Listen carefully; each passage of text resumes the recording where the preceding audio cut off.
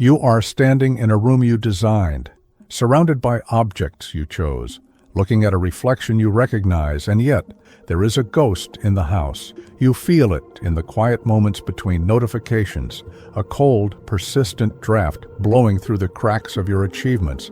It is a subtle, gnawing suspicion that your life does not belong to you. You have been told that this feeling is clinical. You have been told it is a chemical imbalance, a lack of gratitude, or the natural byproduct of aging. But what if your unhappiness is not a malfunction? What if the hating your life part is actually the most honest thing about you? What if you were meticulously, scientifically programmed to feel this way, so that you would never stop consuming the cures offered by the very system that poisoned you? We live in a world that harvests human dissatisfaction like a renewable resource. From the moment you were old enough to sit in a classroom, you were taught that your value is a performance. You were trained to exchange your presence for a grade, your curiosity for a curriculum, and eventually, your time for a paycheck.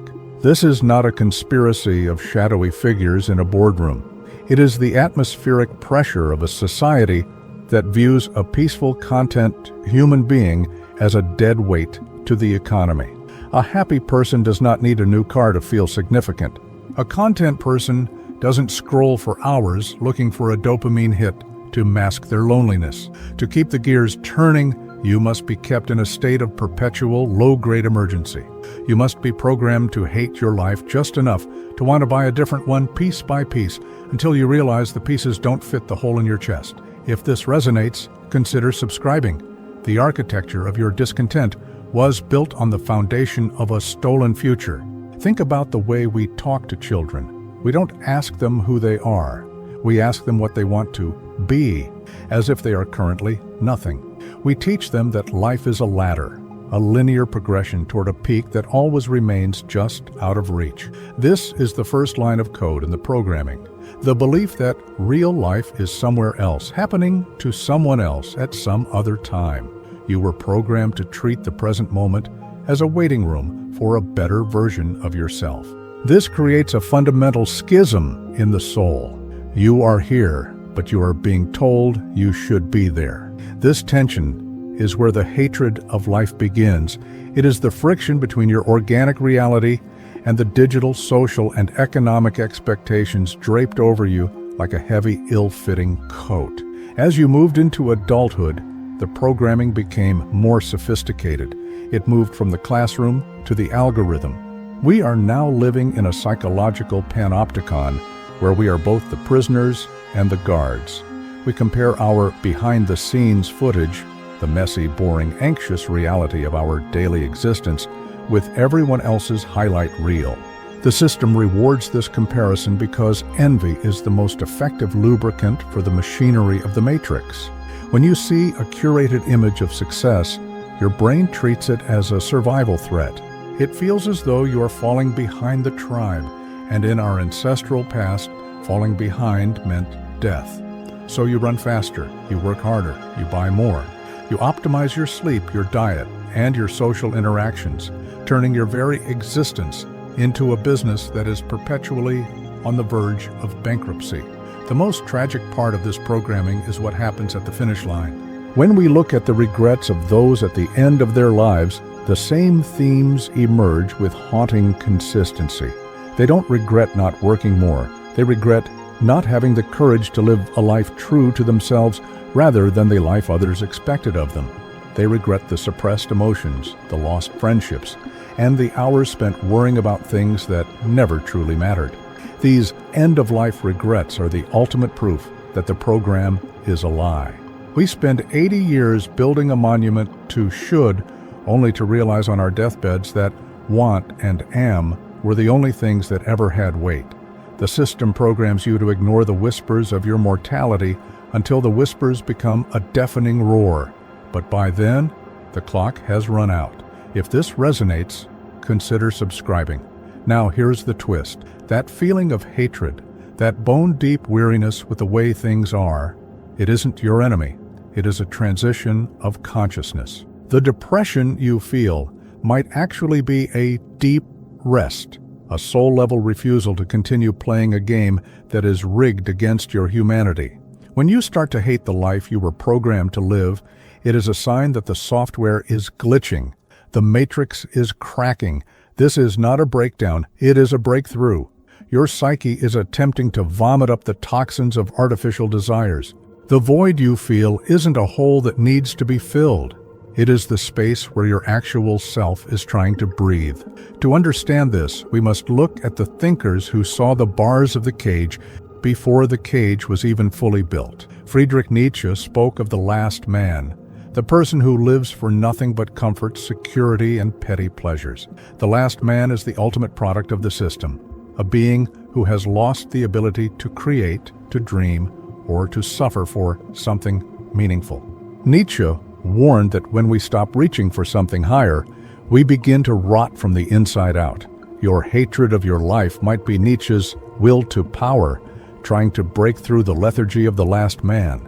It is a demand for greatness in a world that only wants you to be manageable. Similarly, Martin Heidegger wrote about the Das Man, or the they. He argued that most of us live in a state of inauthenticity, where our thoughts, desires, and even our language are not our own, but belong to an anonymous public they. We do what they do. We like what they like. Heidegger suggested that only the confrontation with our own being towards death, the radical acceptance that our time is finite, can snap us out of this trance. The system wants you to forget you are going to die so that you will live as an immortal consumer. But when you look death in the eye, the programming evaporates. The job titles, the social status, the perfect lifestyle, all of it looks like the cheap plastic it is. Arthur Schopenhauer, perhaps the most pessimistic of the great philosophers, noted that human existence oscillates between pain and boredom. We want something, we suffer to get it, we achieve it, and then we are bored until the next desire takes hold. The system exploits this cycle by ensuring the next thing is always just one click away. It keeps you on the hedonic treadmill, running toward a horizon that never moves. But Schopenhauer also hinted at a way out: the aesthetic contemplation, the silence of the ego, the recognition that the will is a blind, striving force that can be tamed. Your boredom and your hatred are symptoms of the will being exhausted. You are tired of wanting. If this resonates, consider subscribing. Consider the metaphor of the gilded cage of comfort. Imagine a bird born in a cage made of the finest gold. The bird is fed the most delicious seeds, given the cleanest water, and protected from every predator. Over generations, the bird forgets that wings are for flying. It thinks wings are decorative ornaments meant to be preened for the admiration of other caged birds. One day, the bird looks out through the bars and feels a strange, painful ache in its chest. It looks at the vast blue sky and feels a sense of profound hatred for its golden perches and its silver bowls. The other birds think it is sick. They offer it more seeds. They tell it to be grateful. But the bird isn't sick. It is remembering its nature.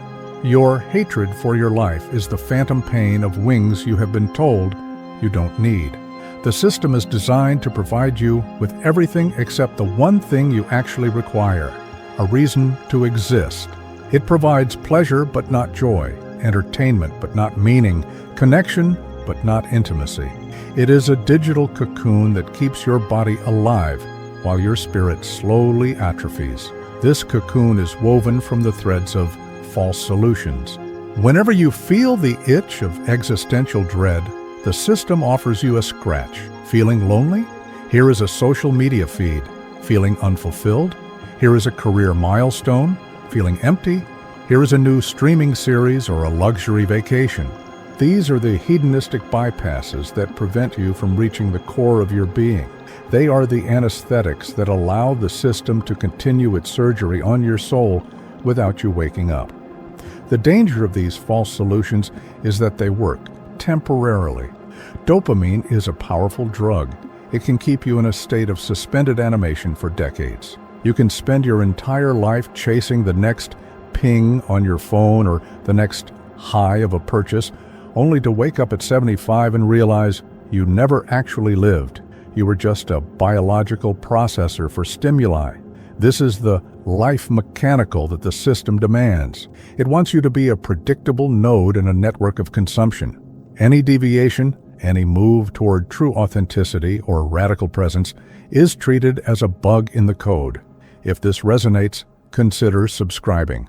We must introduce a new paradigm, the paradigm of integrity.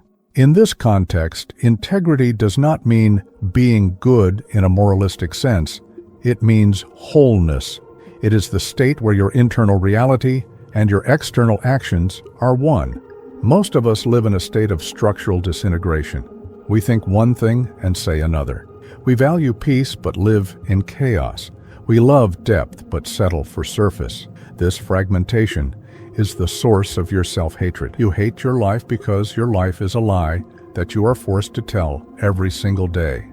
To deprogram is to begin the painful process of alignment. It is to stop the performance and start the presence. You will naturally feel objections to this. I have bills to pay, you might say. I have people who depend on me. I can't just walk away into the woods like a hermit. This is where the system is most clever. It links your survival to your submission. It makes the price of freedom look like the price of death. But the paradigm shift isn't necessarily about changing what you do. It's about changing why and how you do it. It's about withdrawing your emotional investment from the system's metrics of success. You can work the job, but you don't have to believe in the cult. You can pay the bills without letting the bills define the boundaries of your imagination. Validation is a currency the system issues to keep you dependent. When you stop needing their likes, their promotions, and their approval, you become ungovernable. Let me tell you a story of a man who seemingly had everything the program promises. Let's call him Julian. Julian was the perfect citizen of the Matrix. He had the executive title, the sleek apartment, the curated social life, and the physical fitness of a Greek statue. He was the envy of everyone in his circle. Yet Julian lived in a state of quiet terror. Every morning, he woke up with a weight on his chest that felt like a physical stone. He would look at his expensive watch and wonder how many more hours he had to pretend to care about quarterly growth before he could go home and drink enough wine to stop thinking. One Tuesday, in the middle of a high-stakes board meeting, Julian had a collapse, not a physical one, but a spiritual one. He looked at the faces around the table, all of them wearing the same mask of professionalism, and he saw them for what they were, frightened children in expensive suits. He realized that the success he had spent 20 years building was nothing more than an elaborate stage set for a play he didn't want to act in. He walked out. He didn't just quit his job, he quit the idea of the job. He spent the next year in what he called a collapso hedonico, a total breakdown of his desire for pleasure. He sat in the silence that he had spent his whole life avoiding. He let the hatred of his old life wash over him until there was nothing left to burn. In that void, he didn't find madness. He found a strange, quiet luminosity. He found that when you stop trying to be someone, you finally have the energy to just be. If this resonates, consider subscribing. This is the metaphor of the alchemical decomposition. In alchemy, the first stage of the great work is the nigredo, or the blackening. It is the stage where the material is broken down, rotted, and reduced to its base elements. It is dark, it is smelly, and it looks like failure. But without the nigredo, there can be no gold. Your current state of hating your life is your personal nigredo. You are being decomposed. The you that was built by the school system, the media, and the corporate world is dying. The discomfort you feel is the smell of that old identity rotting away. You must let it happen. Do not reach for the air freshener of dopamine. Do not try to stitch the old pieces back together. Let the emptiness become your teacher. The void is not an enemy to be feared. It is a master to be seated with. We are programmed to avoid the void at all costs because the void is where the system loses its power over you. In the void, there are no brands. In the void, there are no social hierarchies. In the void, there is only the raw, unadorned pulse of existence. When you learn to inhabit the void, you become dangerous to the matrix because you can no longer be bought. you find that the nothingness you were running from is actually a no-thingness, a state of pure potential that is not a thing the system can categorize or sell. So, how do you deprogram? It starts with the radical practice of non-participation. This doesn't mean moving to a cave. It means withdrawing your psychological consent. Start by observing the impulses that drive your day. When you feel the urge to check your phone, ask, who is hungry for this? Is it me, or is it the algorithm? When you feel the pressure to buy something, ask, what wound am I trying to bandage with this plastic? When you feel the need to explain yourself to others, ask, whose court am I playing in? Recognize the conditioning of the system in your very language. Notice how often you use the word should. I should be further along. I should be happier. I should be more productive.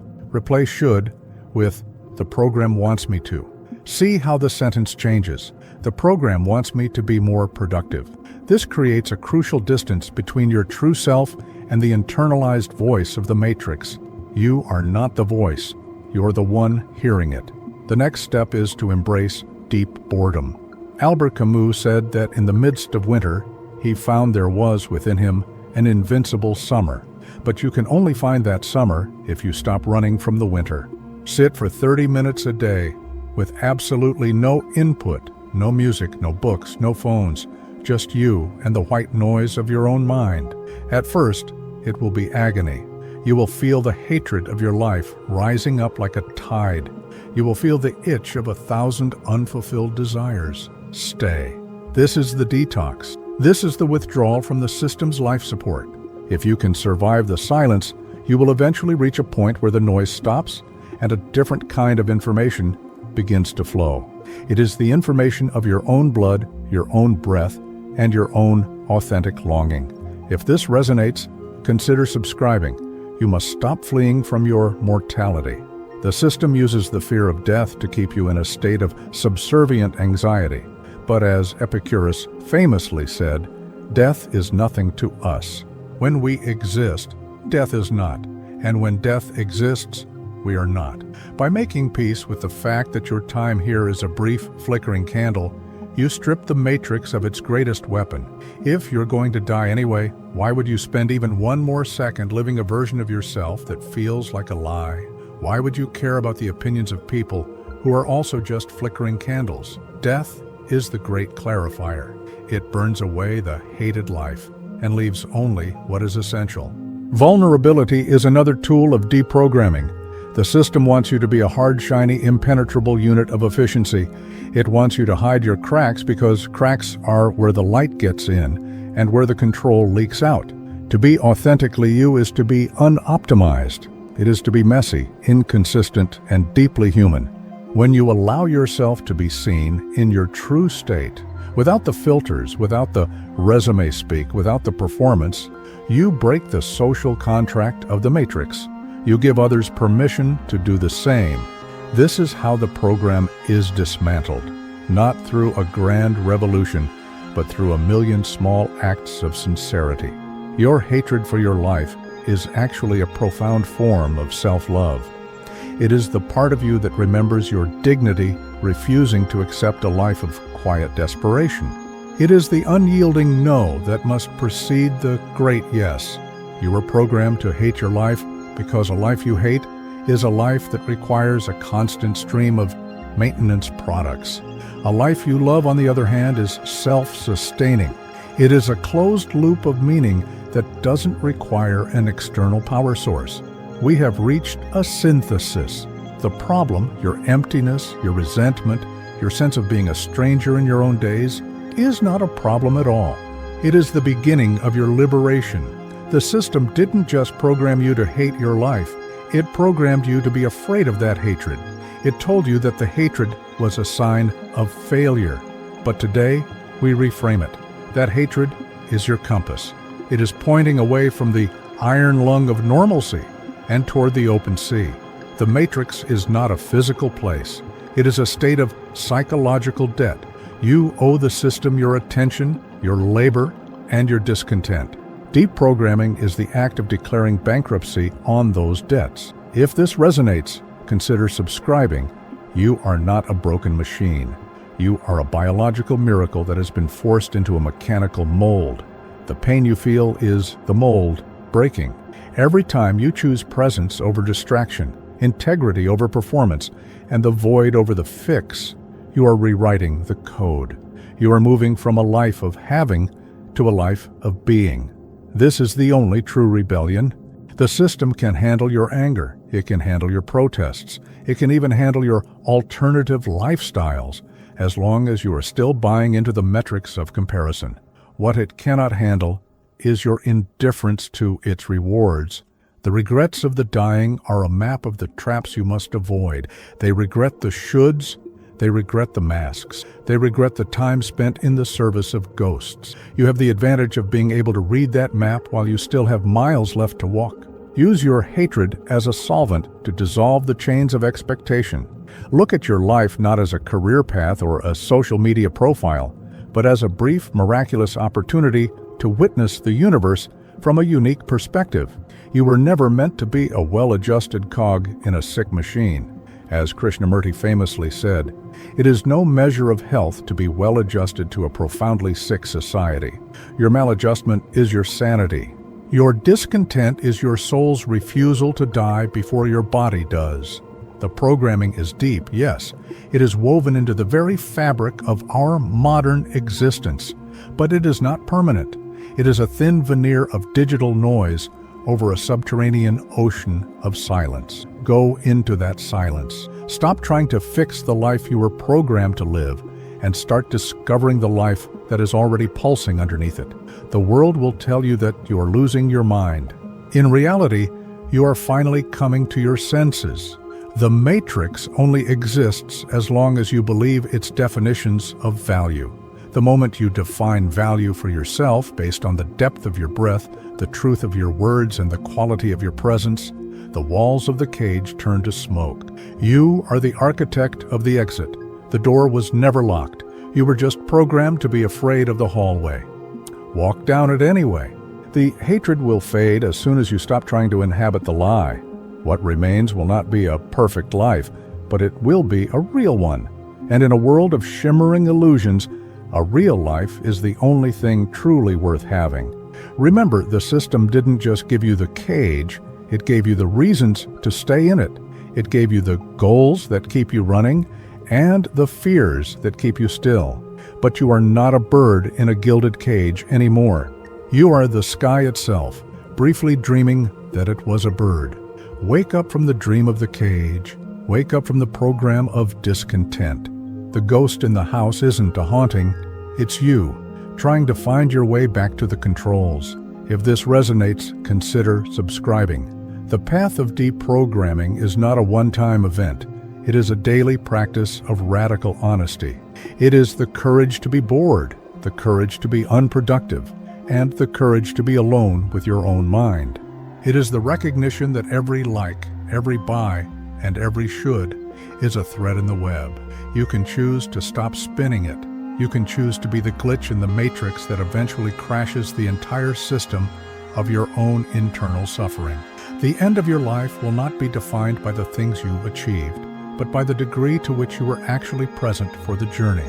Don't let the program steal your final moments by stealing your current ones. Break the loop. Disconnect the feed. Sit in the dark until your eyes adjust to the reality of your own light. You are not what they made you. You are what is left when everything they made you falls away. The void is calling not to swallow you, but to set you free. The hatred is ending because the you that hated is no longer in charge. You have shifted from the actor to the observer, from the programmed to the programmer. This is the start of your real life, the one they told you was impossible. It is messy, it is uncertain, and it is beautiful. You are now awake in a room that feels smaller than it did yesterday. The walls, once familiar and comforting, now pulse with a subtle, artificial rhythm. You have realized that the discontent you feel isn't a flaw in your character, but a feature of the software you've been running since birth. But there is a second, more terrifying realization waiting for you. Knowing you are in a cage is not the same thing as being free. In fact, for many, The moment of realization is the most painful because it reveals the extent to which you have fallen in love with your own chains. You are currently standing at the edge of a precipice, looking out at the desert of the real, and the urge to turn back, to plug the needle back into your vein, and to sink into the warm, numbing bath of the system is almost overwhelming. This is the part of the journey no one talks about, the agony of the cure. The programming you have endured was never meant to make you happy. It was meant to make you predictable. A predictable human is a manageable resource, but now that the code has been exposed, your predictability is shattering. You are starting to see the invisible threads connecting your morning coffee to your existential dread, your career goals to your fear of death, and your social interactions to a deep-seated need for a validation that never actually satisfies. The problem is that the system has built its gilded cage, not around you, but within you. You are the architect, the guard, and the prisoner all at once. To deprogram is not to fight an external enemy. It is to perform surgery on your own soul without an anesthetic. If this resonates, consider subscribing. The core of the existential problem we face is the standardized soul. We live in an era where even our deepest desires have been focus grouped, analyzed, and sold back to us as original thoughts. You think you want that house, that partner, that specific type of success. But if you peel back the layers, you find that these wants are just echoes of a collective script. This leads to what we call the comfort coma. You have been taught to prioritize safety over vitality and security over truth. The result is a life that is fine on paper but hollow in the chest.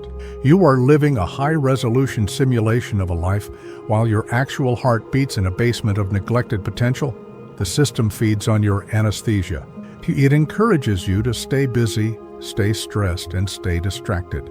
It has weaponized your own biology against you. Every notification is a tiny jolt of adrenaline, every like a drop of dopamine, and every purchase a brief reprieve from the crushing weight of the void. But the void isn't going anywhere.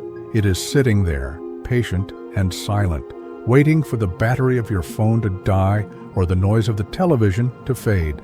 It is in these moments of silence that the hatred returns, not because you are ungrateful, but because your soul is screaming for air in a vacuum. The twist, however, is this. The terror you feel when you contemplate the void is actually your first heartbeat of real life. We have been programmed to see nothingness as a threat, as a sign of depression or failure. But in the context of deprogramming, the void is the clean slate.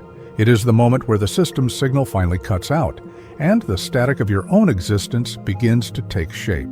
The fear you feel is not the fear of nothing, it is the fear of everything. It is the radical responsibility of having to define your own meaning in a universe that doesn't care about your resume. This transition is not a descent into madness, it is the ascent into authenticity.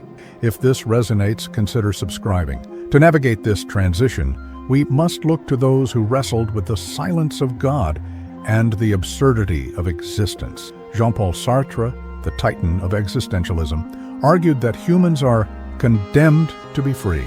Wow, this sounds like a contradiction, but it is the fundamental truth of the deprogrammed life. Once you realize the matrix is a construct, you have no more excuses. You can no longer blame the system, your parents, or your circumstances for your lack of meaning. You are the primary source of value in your own life. Sartre spoke of bad faith, mauvaise foi, the act of lying to oneself to escape the overwhelming pressure of this freedom. Most people spend their lives in bad faith, pretending they have to do things they hate, pretending they are trapped by their obligations. Deprogramming is the violent act of shedding bad faith and accepting that you are the author of every choice you make. Then there is Emile Cioran, the philosopher of the heights of despair. Cioran suggested that our greatest mistake was the loss of our original indifference. We were born into a state of pure being, but we were quickly taught to care about things that don't matter. He viewed consciousness as a fatal misfortune. However, in his pessimism, there is a hidden liberation. If life is fundamentally absurd and a misfortune, then all the pressures the system puts on you to succeed or be someone are revealed as jokes. There is a deep, dark joy in realizing that the stakes of the matrix are zero. When you stop taking the program seriously, you are no longer its victim. You are its audience. You can watch the spectacle without being consumed by it.